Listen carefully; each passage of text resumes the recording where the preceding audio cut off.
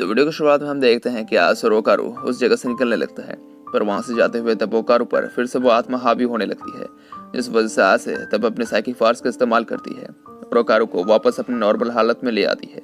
वो लोग तब टाउन में आ जाते हैं, पर तब तक सुबह हो जाती है। आज से तब ओकारू को उसके घर जाने कहती है, पर ओकारू की हालत तब थोड़ी खराब होती है।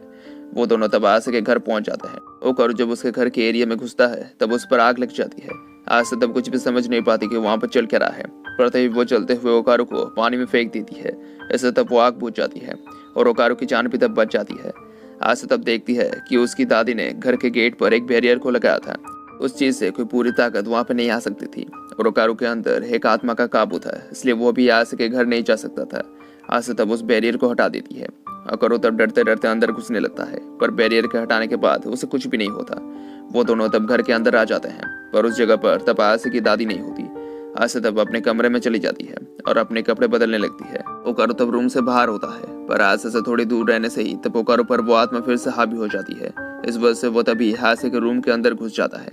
आसे तब उसे अपने पावर से बाहर निकाल देती है और उसे थोड़ी दूर पर रहने कहती है। थोड़ी देर बाद वो ओकारू को भी कुछ कपड़े पहनने के लिए देती है और बताती है कि उसके हिसाब से ओकारू के पास अभी उसका केला नहीं है। उस आत्मा ने उसके केले को ही उसके वश में किया है, तब वो अभी ओकारू के पास नहीं होगा। ओकारू इस चीज से तब वो बहुत ही ज्यादा हैरान हो जाता है और बहुत डर भी जाता है। आज से तब उसे देखने की जिद करती है और उसे बहुत ज्यादा चिढ़ाने लगती है। उन दोनों के बीच में तब इस चीज को लेकर थोड़ी बहस छिड़ जाती है, पर तभी वो लोग देखते हैं वहां पर एक अजीब सी बिल बजने लगती है।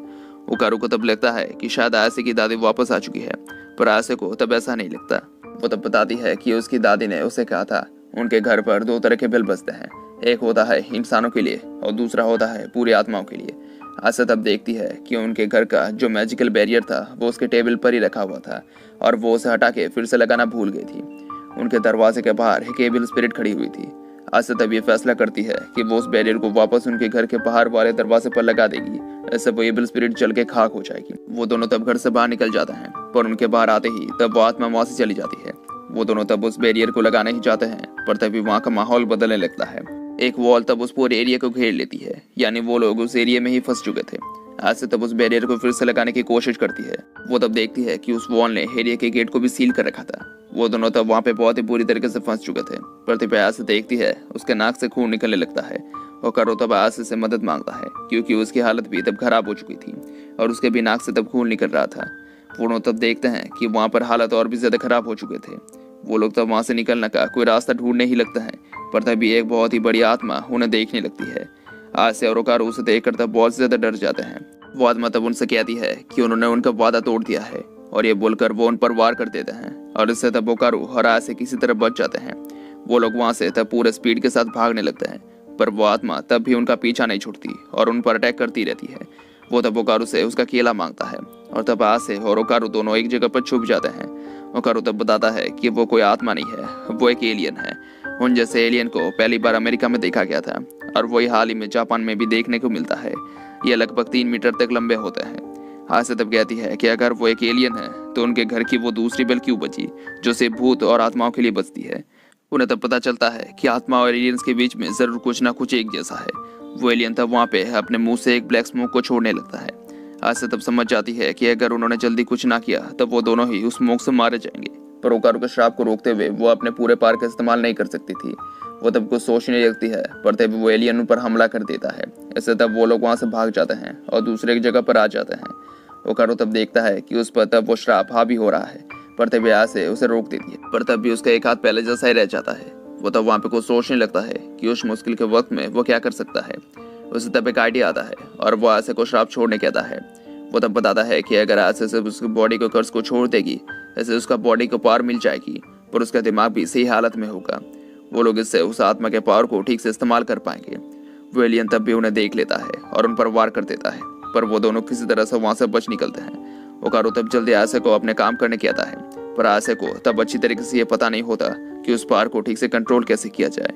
वो तब भी इसकी कोशिश करती है, पर तभी वो एलियन पर अटैक कर देता है। वहां पर तब वो पूरी जगह धुएं से भर जाती है, पर तभी ओकारू वहां से निकलता है। इसने उस अटैक से आसे को बचा लिया था और तब उसके पास उस आत्मा के पास भी थी जिन्हें वो अपने हिसाब से इस्तेमाल कर सकता था।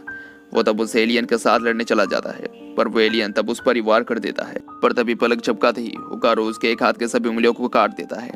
ओकारू के पार्ट्स को देखकर तब आसे भी बहुत हैरान होती है पर तभी ओकारू के मुंह से बहुत खून निकलने लगता है। वो एलियन तब उन पर अटैक कर देता है और उसे मारने ही वाला होता है, पर तभी आसे उसे बचा लेती है। ओकारू तब कहता है कि पावर मिलते ही उसकी स्पीड बहुत ज्यादा हो जाती है और एक आम इंसान के लिए यह स्पीड को झेलना बहुत ही ज्यादा मुश्किल होता है। उसकी बॉडी उस पावर को सह नहीं पा रही, पर इतने कोशिश करने के बावजूद भी वो सिर्फ 5 उंगलियों को ही काट पाया। तब वो लोग इस चीज का मुकाबला कैसे करेंगे? आसे तब कोई रास्ता ढूंढने लगती है, पर तभी वो देखती है कि वो एलियन एक सुमो रेसलर है और अगर उसके हाथों को जमीन के साथ टच किया गया तो इससे वो लोग उसे हरा सकते हैं। ओकारू तब अपने पार्स में आ जाता है और वो दोनों तब उस एलियन के पैरों पर वार करने की कोशिश करने लगते हैं। वो एलियन तब उन पर अटैक कर देता है, पर उससे बचते हुए तब वो दोनों उसके पैरों पर अटैक करते हैं। इससे तब वो एलियन बहुत ही ज्यादा घायल हो जाता है और उसका एक हाथ जमीन के साथ टच हो जाता है। ऐसे वो हाथ तब गायब हो जाता है, पर वो एलियन तब उतनी आसानी से हार नहीं मानने वाला था। वो तब आसे को पकड़ लेता है और उस पर अटैक कर देता है। इससे तब वो बहुत ही बुरी तरीके से घायल हो जाती है। उसके घायल होते ही तब वो श्राप भी पूरी तरह से ओकारू पर हावी होने लगती है, पर तभी ओकारू नॉर्मल हो जाता है। वो तब देखता है कि आसे तब भी ठीक थी। ओकारू तब उसे उस श्राप को छोड़ने कहता है, पर आसे तब उसकी बात नहीं मानती और बताती है कि वो अकेले उस एलियन को मार गिरेगी। वो एलियन तब उस पर बहुत बार अटैक करता है। इससे तब वो दीवार टूट जाती है और आसे बहुत अंदर तक चली जाती है।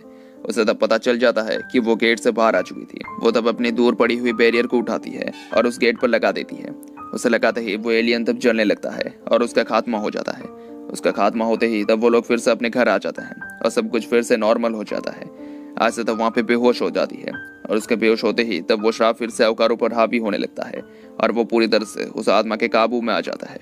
और इसके साथ ही वीडियो खत्म हो जाता है। Thank you for watching.